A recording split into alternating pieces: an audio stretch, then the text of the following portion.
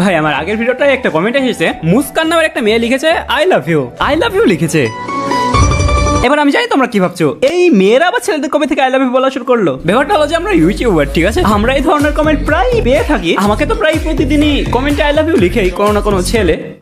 But প্রথমবারের মতো কোনো মেয়ের আই লাভ ইউ দেখে আমি খুশি হয়ে গেছিলাম ভাই। মানে ভাবছিলাম এটা কি হলো, এটা তো হওয়ার কথা ছিল না, এটা তো সিলেবাসে ছিল না, এটা কিভাবে হয়ে গেল। আমি তো ভাই পুরো উড়ছিলাম ভাই। সাথে সাথে কমেন্টের স্ক্রিনশট তুললাম, স্ক্রিনশট তুলে সেই স্ক্রিনশটটা আমার ক্লাস 6 এর ক্রাশ, যে আমাকে খুবই জঘন্যভাবে রিজেক্ট করে দিয়েছিল, যে আমাকে বলেছিল যে আমাকে নাকি স্কুলের কোনো মেয়ে পছন্দ করে না, এই জন্য আমার সাথে প্রেম করলে নাকি তার মান সম্মান চলে যাবে।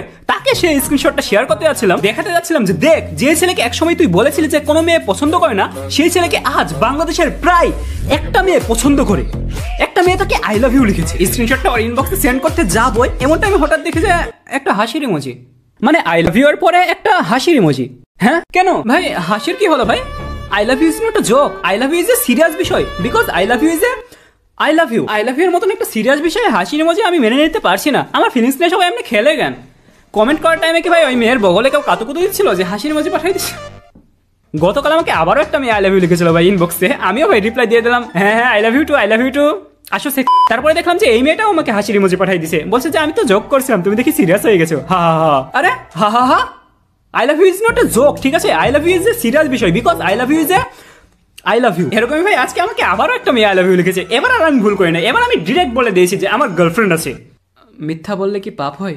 আরে না, গুনাহ হয়। ও তো একটা মেয়েকে রিজেক্ট করার পরে আমার খুবই ভালো লাগছিল, আমি ভাই দেবের গান চালিয়ে নাচতেছিলাম, এরকম টাইমে হঠাৎ দেখি যে মেয়েটা তার ফেসবুক আইডির নাম্বার আর পাসওয়ার্ড আমাকে সেন্ড করে দিয়েছে।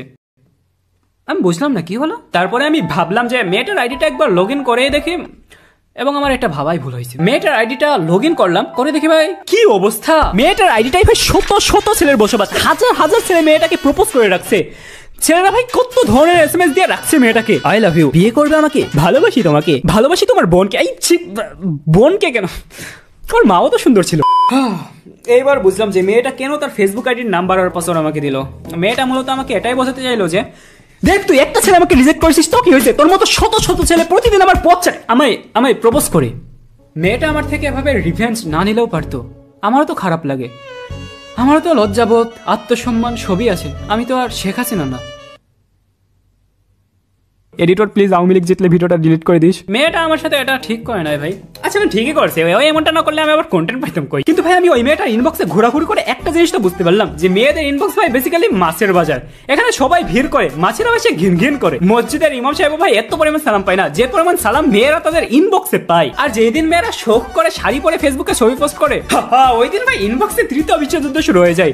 ঝড় তুফান অমাবস্যা সব একসাথে আসে। ওই যে আগের দিনে আলাদিনের চেরাগে ঘষা দিলে দেখবা যে জিন বেরিয়ে আসতো, আর বর্তমানে তুমি মেয়েদের ইনবক্সে ঘষা দিলে দেখবা যে শুধু ছেলে বেরিয়ে আসবে। ওখানে রেগুলারই ছেলেদের মেলা বসে। মেয়েদের বাড়ি হয় দুইটা, এক বাপের বাড়ি আর এক শ্বশুর বাড়ি। ছেলেদেরও ঘর হয় দুইটা, এক হলো বাপের বানানো ঘর আর দ্বিতীয়ত মার্ক জাকারবার্গের বানানো মেয়েদের ইনবক্স। এই দুই জায়গাতে ছেলেরা খায় দায় ঘুমায় হাগু করে মাছের বেশ। সুন্দরবনে যেমন বিভিন্ন ধরনের মাছ পাওয়া যায় না, এই সুন্দরবনে তো মাছ পাওয়া যায় না, মাছ কোথায় পাওয়া যায় তাহলে? সমুদ্রে যেমন বিভিন্ন প্রজাতির মাছ পাওয়া যায় না, তেমনি মেয়েদের ইনবক্সে তুমি বিভিন্ন প্রজাতির ছেলে পেয়ে যাবে, যেমন রোমিও ক্যাটাগরি। এই ধরনের ছেলেদের সাথে 2 মিনিট চ্যাট করলে 3 মিনিটের মাথায় এরা তোমার প্রেমে পড়ে যাবে। 4 মিনিটে বলে বসবে তোমায় ছাড়া বাঁচবো না, আর 5 মিনিটে বিয়ে হানিমুন বাচ্চা কাচ্চা স্বপ্ন দেখে ফেলবে। আর এদেরকে কোনো মেয়ে বিরক্ত হয়ে ব্লক করে দিলে আবার অন্য মেয়েকে বেছে নেবে।